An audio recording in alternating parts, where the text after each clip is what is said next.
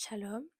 Euh, on se retrouve pour l'épisode 3 de la série Restauration. Et pour cet épisode 3, j'aimerais qu'on parle du fait de cibler ses blessures. Parce que je pense que c'est même pas je pense, pour être restauré, après être passé par le déni, la colère, toutes ces choses, la peur de guérir, à partir du moment où on veut bien se lancer dans le fait de guérir, il faut trouver la source, il faut trouver le problème et le pourquoi du comment. Ok, tu n'arrives plus à faire confiance, mais pourquoi? Ok, tu as du mal à t'attacher, mais pourquoi? Dans la Bible, il est écrit qu'il répare les cœurs brisés. Mais vous savez, les cœurs brisés, ce n'est pas seulement les déceptions amoureuses, c'est les cœurs qui ont été blessés, les cœurs qui ont été meurtris, les cœurs qui sont remplis de blessures. Ce n'est pas seulement pour les gens qui se sont quittés avec leurs petits copains ou petites copines. C'est aussi pour toi qui as été abusé. C'est aussi pour... En fait, comprenez que Dieu, certes, Dieu a ses favoris, mais Dieu ne néglige personne. Dieu ne te met pas de côté. Dieu est là aussi pour ceux qui ont été trahis, pour ceux qui ont été abusés, que ce soit physiquement ou psychologiquement, pour ceux qui ont subi de la violence, pour tout le monde. Dieu est là pour toi. Et connaître les sources de nos problèmes à l'intérieur de nous, ça demande une énorme introspection. C'est-à-dire qu'il faut vraiment que tu te poses et que tu dis, ok, j'ai un problème, je sais que j'ai ce problème parce qu'il y a eu telle situation et telle situation. Mais avant, il y a eu telle situation qui a fait cette situation. Et avant, il y a eu ça et ça et ça. Et en fait, tu remontes à la source et tu dis, ah merde. C'est comme ça que les psychologues agissent, hein.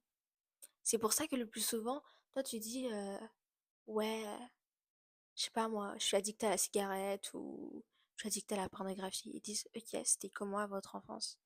Et vous dites, mais qu'est-ce qu'il me raconte? Je te parle d'un problème et tu me demandes comment mon père me traitait. Alors que tout a un lien. Moi, pour ma part, je suis la fille aînée de ma famille. Du côté de ma mère, j'ai une grande sœur. Mais je sais que ça a créé beaucoup de blessures intérieures. D'ailleurs, j'ai écrit un livre que vous devriez aller voir. Mais j'ai écrit un livre par rapport à ça, sur la douleur d'être une fille aînée. Parce qu'en fait, quand tu grandis, t'as envie qu'on prenne soin de toi. En même temps, tu n'as pas envie qu'on prenne soin de toi. T'as envie de prendre soin des autres et en même temps, t'en as marre de prendre soin des autres. En fait, prendre, tu considères tout le monde comme ton enfant parce que ta famille a été ton enfant, tes parents, tes sœurs et tes frères ont été tes enfants. Donc d'un côté, t'as ce mécanisme de dire laisse, je vais faire pour toi. Mais d'un côté, t'aimerais bien que pour une fois on fasse pour toi. Et c'est vraiment deux combats, deux luttes intérieures qui créent justement de profondes blessures, des comportements que tu comprends pas vis-à-vis de toi-même et vis-à-vis des autres. Vraiment, n'hésitez pas, parlez-vous à vous-même, vous ne serez pas fou, mais surtout, parlez à Dieu, parce qu'il n'y a pas une personne qui vous connaît mieux que celui qui vous a créé. Personne, en fait, pour guérir ton cœur, il faut connaître ton cœur. Et qui de mieux connaît ton cœur que celui qui l'a créé? En fait, cibler ses blessures intérieures, pour cibler les blessures intérieures, il va falloir arrêter de pointer du doigt les autres. Tu n'es pas parfait. Tu n'es pas parfaite. Je ne suis pas parfaite. Personne n'est parfait, à part Jésus. Et il faut que tu comprennes en fait que toi aussi tu fais des erreurs, que toi aussi tu as fait du mal aux gens, que toi aussi t'as pas été sympa parfois. Voilà. Si tu as mal quelque part, parfois ce n'est pas parce que un tel t'a trahi. Parfois tu t'es fait du mal.